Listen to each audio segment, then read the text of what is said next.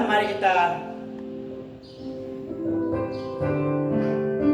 beribadah lagi di rumah masing-masing, dan firman Tuhan akan kita ambil dalam kitab Daniel pasal 1, 2, dan 3. Oleh karena itu kita berdoa. Bapa di surga, terima kasih atas waktu ini Tuhan. Kami belajar dari kebenaran firman untuk meneguhkan, menguatkan iman percaya kami di tengah-tengah perjalanan hidup kami beberapa bulan ini, di mana kami melakukan ibadah di rumah masing-masing. Terima kasih Bapak, kami siap untuk firman-Mu. Haleluya, amin. Jemaat Tuhan, firman Tuhan hari ini kita lihat dari 3 pasal dari kitab Daniel. Pasal 1, pasal 2, dan pasal 3. Di mana pasal 1 berbicara tentang integritas, nilai-nilai. Pasal 2 berbicara tentang tantangan yang harus mereka hadapi. Pasal 3 berbicara tentang ancaman yang harus dialami. Dari 3 pasal ini saya memberikan judul pemimpin yang berkomitmen. Karena mereka berempatnya adalah orang-orang yang pemimpin, calon pemimpin, tetapi bukan berarti bahwa jemaat dan anak-anak sekalian tidak menjadi bagian dalam firman ini, tidak. Tapi kita melihat dari sisi 4 pribadi ini dan juga secara umum firman Tuhan untuk kita sekalian. Jadi pemimpin yang berkomitmen pada nilai-nilai integritas. Pasal 1 berbicara tentang mereka 4 orang ini. Mereka memiliki latar belakang yang mana dibawa oleh Nebukadnezar dan ditempatkan di istana. Tetapi sebelumnya mereka juga harus melalui training 3 tahun. Nah, sebelum mereka berada dalam istana raja,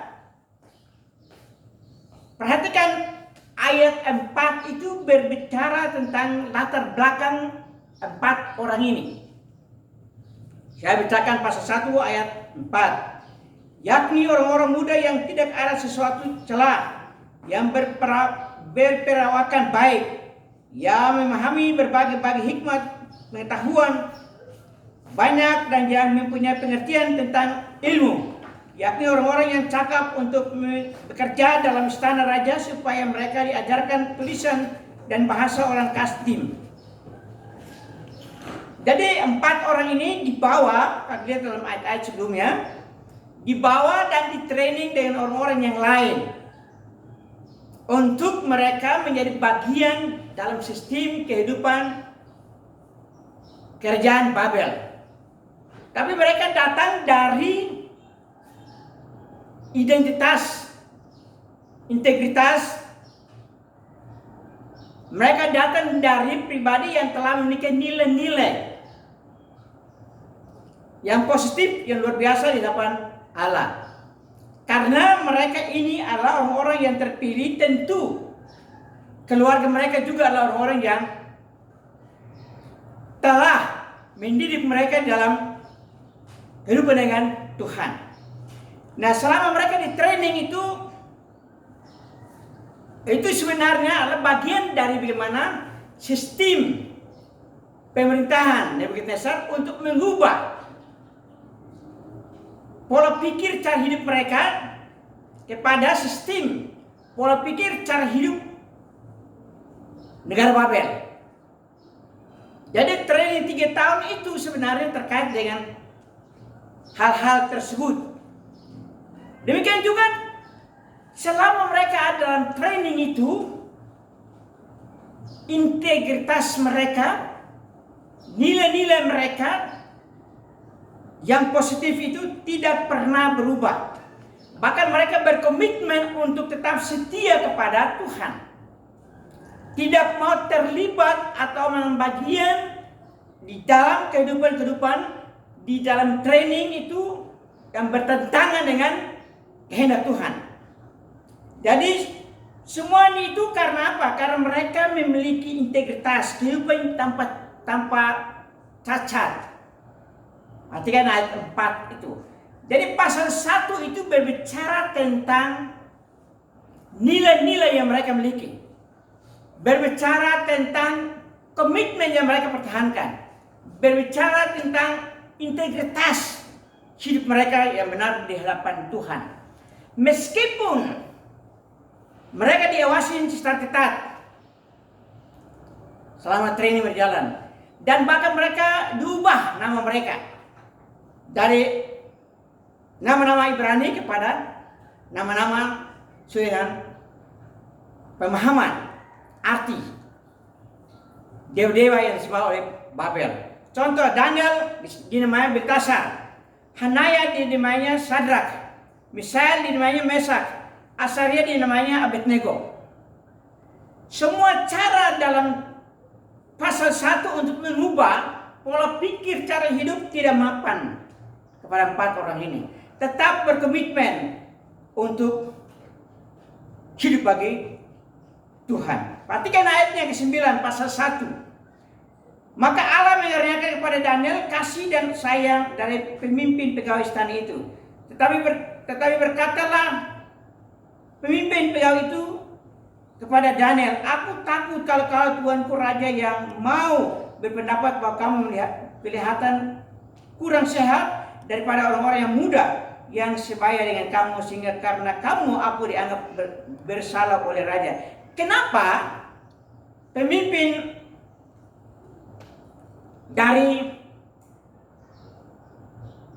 istana khususnya kepegawaian berkata demikian? Karena perhatikan pasal 1 itu ayat 8. Daniel berketetapan untuk tidak menajiskan diri dengan santapan raja dan dengan anggur yang biasa diminum raja. Karena bagi Daniel dan rekan-rekan bahwa semua makanan itu mereka tahu bahwa telah dipersembahkan kepada dewa-dewa, dan mereka tidak mau itu. Jadi pasal 1 berbicara tentang komitmen, gitu. Pasal 1 berbicara tentang integritas. Pasal 1 berbicara tentang nilai-nilai kehidupan rohani dan kepribadian mereka berempat. Itu karena orang tua mereka sudah mengajarkan mereka dalam kebenaran firman Tuhan. Nah, kemudian pasal 2. Pasal 2 itu berbicara tentang tantangan yang harus mereka hadapi. Karena Nebukadnezar bermimpi dan hampir tidak ada orang yang mampu memecahkan arti mimpi. Dan karena Daniel sudah ada di dalam istana, dia dengar titah raja bahwa semua orang yang berhikmat kalau tidak mampu untuk memecahkan mimpi maka dibunuh habis. Mereka akan dihabisi kalau tidak mampu memecahkan mimpi dari Nebukadnezar. Perhatikan dalam ayat-ayat yang ke-14 dari pasal 2. Saya bacakan dari ayatnya ke-13. Ketika titah dikeluarkan supaya orang-orang bijaksana dibunuh, maka Daniel dan teman-temannya pun terancam akan dibunuh. Lalu berkatalah Daniel dengan cerdik dan bijaksana kepada Ariok, pemimpin pegawai raja yang telah pergi untuk membunuh orang-orang bijaksana di Babel itu. Katanya kepada Ariok, pembesar raja itu, mengapa titah yang begitu keras ini dikeluarkan oleh raja? Lalu Ariok memberitahukan hal itu kepada Daniel. Ayat 16. Maka Daniel menghadap raja dan meminta kepadanya supaya ia diberi waktu untuk memberitahukan makna ini kepada raja. Dan ayat 17-18. Nah, Bapak, Ibu, perhatikan ayat-ayat selanjutnya, ayat 16 sampai 18. Itu Daniel membuat suatu trik, atau yang sering disebut dengan dia melakukan suatu sikap yang mencerminkan tulus dan cerdik. Begitu. Dengan maksud supaya jangan sampai mereka ini dibunuh habis.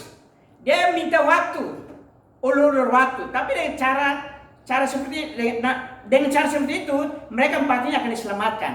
Nah, tujuannya adalah supaya mereka berdoa minta hikmat Tuhan untuk memecahkan masalah ini supaya mereka berempati jangan dibunuh. Begitu. Dan ini suatu ancaman nyata kepada mereka berempat kalau mereka tidak mampu untuk memecahkan arti mimpi. Kemudian perhatikan pasal 2 ayat 19 sampai ayat yang ke-23. Mereka berdoa. Mereka minta Tuhan kasih hikmat untuk mereka bisa memecahkan arti mimpi tersebut. Dan kemudian apa yang terjadi? Tuhan membukakan semua rahasia itu kepada mereka berempat, khususnya Daniel. Begitu. Khususnya Daniel. Hasil dari mereka memecahkan arti mimpi itu, mengartikan arti mimpi itu, maka perhatikan ayat 48 dan 49 dari pasal 2. Bunyi seperti ini. Lalu raja memuliakan Daniel, dianugerahkannya dengan banyak pemberian yang besar, dan dibuatnya dia menjadi penguasa atas seluruh wilayah Babel dan menjadi kepala semua orang bijaksana di Babel. Atas permintaan Daniel juga raja menyerahkan pemerintahan wilayah Babel itu kepada Sadrak, Mesak, dan Abednego. Sedang Daniel sendiri tinggal di istana. Ini hasil dari bagaimana mereka meminta Tuhan untuk memberikan hikmat, pengetahuan, kemampuan untuk memecahkan arti mimpi Nebukadnezar. Nah, dengan demikian mereka berhasil. Mereka tidak dibunuh, diselamatkan. Arti lain adalah bahwa mereka sementara menyaksikan kasih Allah, menyaksikan kuasa Allah yang besar itu kepada kerajaan Babel. Menjadi saksi. Jadi pasal 2 berbicara tentang ancaman. Mereka lolos. Mereka diterima. Bahkan diberikan wewenang yang lebih luas. Kemudian pasal 3. Pasal 3 itu berbicara tentang nilai-nilai kebaikan-kebaikan, pertolongan yang telah dilakukan oleh Daniel dan teman-teman tidak lagi dianggap. Begitu. Pasal 3 itu adalah pasal di mana mereka harus mendapat hukuman. Mengapa demikian? Karena perhatikan ayat 8 sampai ayat 12.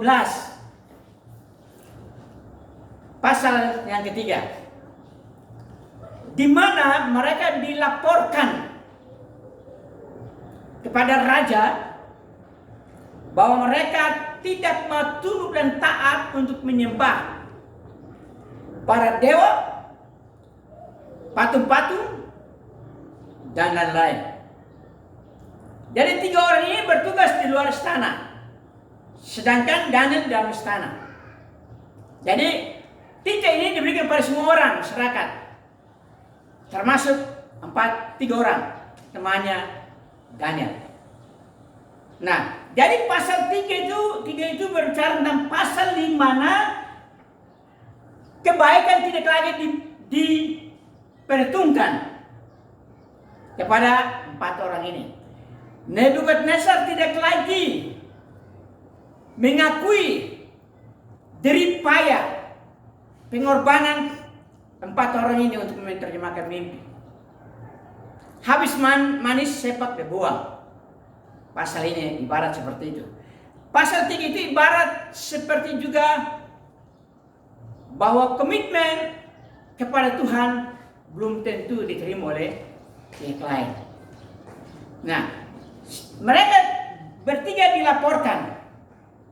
Terus mereka berada dalam hukuman. Perhatikan ayat-ayat selanjutnya. Khususnya saya bacakan ayatnya yang 16. Lalu Sadrak, Mesak dan Abednego menjawab Raja Nebukadnezar, tidak ada gunanya kami memberi jawaban kepada tuanku Raja dalam hal ini. Jadi ayat itu menjelaskan tentang waktu di mana mereka sementara dihadapkan kepada hukuman yang datang dari raja. Jadi raja ini tidak lagi memperhitungkan kebaikan-kebaikan yang dilakukan oleh mereka berempat. Gitu. Tidak lagi menganggap mereka berempat itu bagian penting dalam hidupnya. Sudah lewat. Dan itu mencerminkan bahwa kebaikan kita belum tentu diterima oleh orang selanjutnya. Kebaikan kita, nilai-nilai, integritas kita belum tentu diterima, direspon baik oleh orang lain. Jadi Nebukadnezar ini memberikan gambaran tentang banyak pemimpin-pemimpin yang memerlukan seseorang hanya kepentingannya. Setelah kepentingan habis, tetap mereka bukan apa-apa. Nah, perhatikan ayat 17 sampai 18. 17-18. Ini ayat yang sangat menarik. Saya bacakan pasal 3 ayat 17-18. Jika Allah kami yang kami puja sanggup melepaskan kami, maka ia akan melepaskan kami dari perapian yang menyala-nyala itu dan dari dalam tanganmu ya Raja. Mereka sudah di dalam penghakiman. Begitu. Tetapi mereka tidak pernah goyah. Mereka tidak pernah sedikit pun berubah pikiran, sikap hati untuk berkomitmen terus kepada Allah dalam situasi kondisi ancaman yang harus mereka hadapi. Mereka diinterogasi, perhatikan ayat 13 sampai ayat yang ke-15. Maka jawaban mereka tetap konsisten setia kepada Tuhan. Ayatnya yang ke-16 ini yang menarik. Tetapi seandainya tidak. Mengapa saya katakan menarik? Karena mereka mau dihukum kah? Tidakkah? Mau kasih masuk ke perapian yang menyala kah? Tidakkah? Tidak akan mengubah komitmen mereka untuk tetap percaya kepada Allah yang hidup. Begitu. Kalau kita mungkin sudah otak-atik di mana kesetiaan Tuhan. Mengapa Tuhan biarkan saya harus dihukum mati?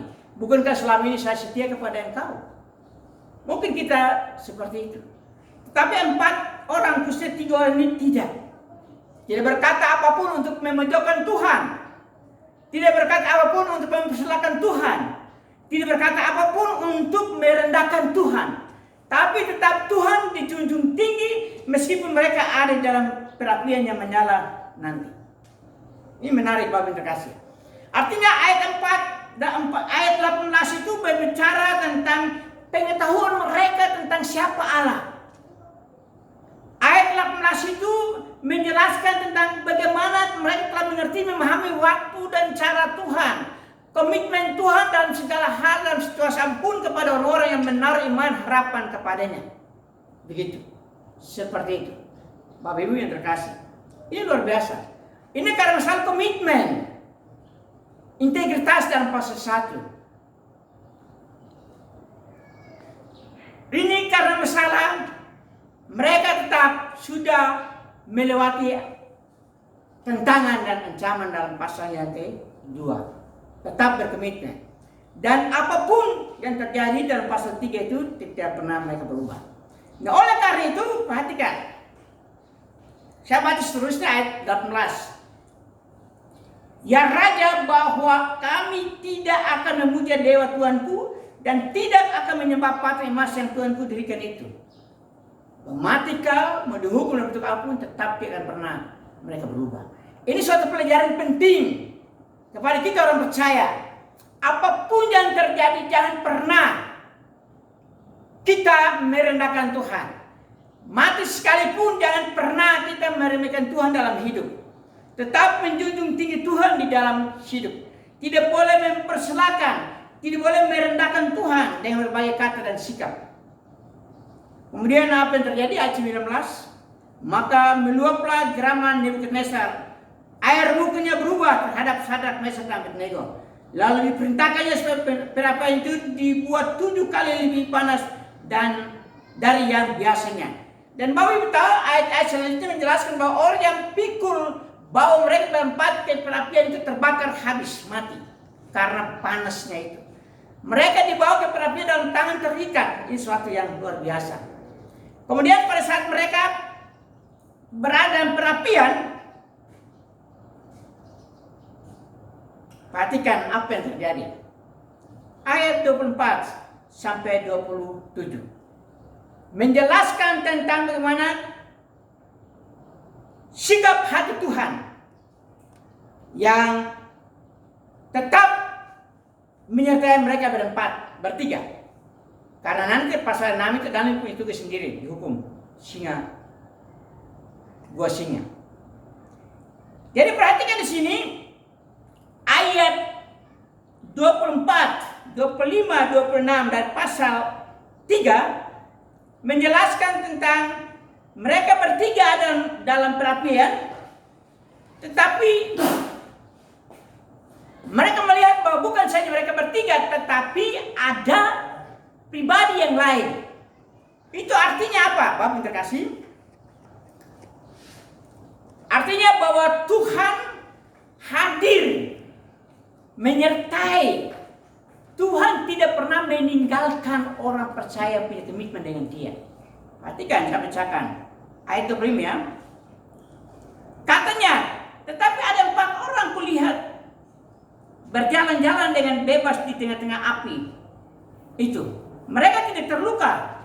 Dan yang keempat itu rupanya seperti anak dewa. Ayat 26. Lalu Nebukadnezar mendekati pintu perapian yang bernyala-nyala itu. Dia berkatalah ia, Sadrak, Mesak, dan Abednego, hamba-hamba Allah yang maha tinggi, keluarlah dan datanglah kemari. Jadi komitmen membawa kepada hukuman. Komitmen kesetiaan kepada Allah membawa mereka kepada satu hukuman. Dan sisi lain, Tuhan tidak pernah membiarkan. Ini pelajaran penting bagi Bapak Ibu Saudara. Kalau kita sungguh-sungguh setia kepada Allah, apapun ancaman yang kita alami tidak pernah Tuhan akan abaikan. Gitu. Kalau saudara dan saya komitmen terus menjunjung tinggi Tuhan di dalam hidup dalam situasi kondisi ancaman bahaya apapun, tidak pernah tidak. Tuhan akan memperhitungkan sikap hatimu yang setia kepada Dia. Dia akan menyelamatkan, Dia akan melindungi, Dia akan menyegai. Dan akhirnya mereka bebas dikeluarkan. Dan apa yang terjadi? Ayat 28 sampai ayatnya yang ke-30. Bagaimana mereka menjadi saluran berkat. Raja Nebukadnezar mengagungkan Allahnya Sadrak, Mesak, Abednego. Begitu. Dan apa yang terjadi? Raja memberi dukungan kepada mereka bertiga dalam kekuasaan mereka. Nah, kenapa mereka tiga yang dapat hukuman? Karena Daniel ada dalam istana. Tidak itu kepada semua orang yang di luar istana untuk menyembah patung dan dewa. Sehingga tiga orang ini, Hanaya, Misael, dan Azaria, harus mereka alami ancaman itu. Tetapi mereka diselamatkan karena kasih setia Tuhan. Daniel punya tugas hukumannya berbeda. Perhatikan pasal 6. Bukan berarti Daniel lolos dari hukuman. Daniel ada seorang pemimpin di antara mereka berempat. Dia punya nilai lebih dari mereka bertiga. Dia juga dihadapkan kepada kematian, ancaman. Dia dikasih masuk ke gua singa dan pasalnya ke-6. Tapi apa yang terjadi? Tuhan menutup mulut singa di gua sehingga dia pun diselamatkan. Jadi mereka berempat ini luar biasa komitmen kesetiaan mereka pada Tuhan. Tidak pernah goyah sekalipun, kematian sekalipun di depan mata. Sementara mereka berada di dalam situasi kondisi hukuman, di dalam perapiannya menyala, di dalam gua singa yang lapar, tetap Tuhan menyertai. Ini pelajaran penting Bapak Ibu terkasih buat saudara dan saya. Dalam situasi apapun jangan pernah bimbang, jangan pernah goyah, jangan pernah luntur iman kepada Tuhan. Jangan pernah juga mempersalahkan Tuhan, jangan pernah juga meremehkan Tuhan, jangan pernah juga meragukan Tuhan dalam kesetiaannya kepada saudara dan saya. Di tengah-tengah penderitaan, kesulitan, kesukaran, ancaman yang menanti. Ini pelajaran penting bagi Bapak Ibu jemaat sekalian. Integritas, komitmen pada nilai-nilai kebenaran itu menjadi jaminan Tuhan tetap menyertai kita. Tuhan tidak pernah mengabaikan itu. Tuhan tidak pernah meninggalkan itu. Kalau kita hidup seperti itu di tengah-tengah situasi kondisi seperti sekarang ini, jangan pernah bimbang dan ragu, jangan pernah meremehkan Tuhan, jangan pernah merendahkan Dia dalam berbagai bentuk sikap, tindakan ataupun kata-kata dalam menghadapi ancaman bahaya COVID sekarang ini. Tetaplah setia, tetaplah berkomitmen kepada nilai-nilai kebenaran, kepada nilai-nilai kemuliaan Tuhan, dan itu akan menjadi berkat bagi banyak orang. 4 orang telah menjadi seluruh berkat bagi yang berdasar dalam kerjaannya. Mari kita berdoa. Bapa di surga, terima kasih Kau baik-baik kami. Kami sudah belajar bagaimana 4 orang ini komitmen setia kepada Engkau, tidak mau dicemarkan hidup mereka oleh apapun, tidak mau merendahkan Tuhan dalam situasi apapun, tetap menjunjung tinggi Engkau dalam hidup mereka meskipun mereka ada dalam ancaman kematian.